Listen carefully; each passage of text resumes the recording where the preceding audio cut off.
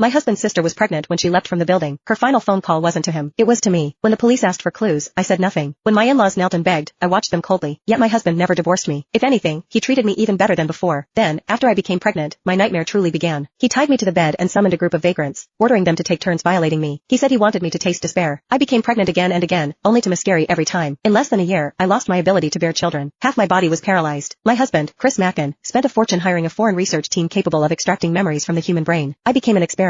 Jenny, the day you let my sister die with injustice hanging over her head, you should have known this day would come. She treated you like family, and you repaid her by working with her killer to destroy her. This is your retribution. I lay bound to the bed like a corpse, listening to Chris's hysterical curses, every word cut like a blade. No, that's not how it was. Then how was it? He roared. Say it. He grabbed my collar, eyes bloodshot as he demanded the truth. The words reached my lips, only to be swallowed back down. Despair crept into my voice as I begged. I can't say it. Please don't force me. His expression stiffened, then twisted into something monstrous. Put the device on her. Extract her memories now. I don't care if she lives or dies. I want the truth. His hatred for me had reached its peak. He locked me inside a glass chamber and had it transported to the city's central plaza. Hundreds of media outlets were invited to witness what he called the unveiling of the truth. What was, in reality, a public execution. 2 years ago, countless people had seen Lisa Mackin, 5 months pregnant, jump to her death. The case drew enormous attention, especially since the police had never solved it. Over time, the incident only continued to fester. The moment news broke that the case would be reopened, the plaza flooded with people. Shouts rose like waves. In the audience, my father-in-law supported my mother-in-law, who refused to sit down. My silence back then had dealt them a devastating blow. They'd urged Chris to divorce me, only to be refused. The resentment had never faded. Now, realizing Chris's painstaking intentions, my mother-in-law wept uncontrollably. Do you know how I've lived these past 2 years? She screamed. You venom-hearted animal. I wish I could tear open your chest and see whether your heart is black. My father-in-law patted her back, his eyes hollow with grief. Lisa had been entrusted to them by a close friend. There was no blood relation, yet she had been closer to them than a biological daughter. I watched everything through the glass, choking on sobs that made no sound. At Chris's signal, a helmet-like device lowered over my head. Hundreds of fine silver needles sprang out and pierced directly into my scalp. In an instant, it felt as though hundreds of leeches were sucking at my flesh. The tearing pain forced screams from my throat. Chris listened to my shrill cries, excitement flickering in his eyes. Sir, one of the technicians said nervously, her body is too weak. If we don't administer nutrients first, this could be fatal. Absolutely not. Chris snapped, eyes blazing with malice. Inject adrenaline. Let her die after the memories are extracted. The technicians hesitated, but under his authority, they could only comply. A syringe of adrenaline was pushed into my body. As the liquid surged through me, my entire being jolted into an unnatural state of stimulation. The memories buried deep inside began to churn. At Lisa's grave, Chris had already been kneeling for 2 hours. I approached with flowers in my arms. Looking at Lisa's smiling face in the photo, my eyes reddened. Just 2 days before her death, we'd gone shopping together. As I bent to place the flowers down, Chris suddenly snatched them from my hands and smashed them into my face. Don't stain my sister's grave. I trembled, bitterness lodged in my throat. Chris, about Lisa's death, I'm hurting more than anyone. The words only enraged him. Without warning, he dragged me to the ground. My head slammed hard against the gravestone, blood instantly staining the engraved letters. Yet, he showed no mercy. He pressed me against the icy stone, roaring in my face. Jenny, my sister died because of you. And you dare cry here like this? She was on the phone with you for 10 minutes before she died. What did she say?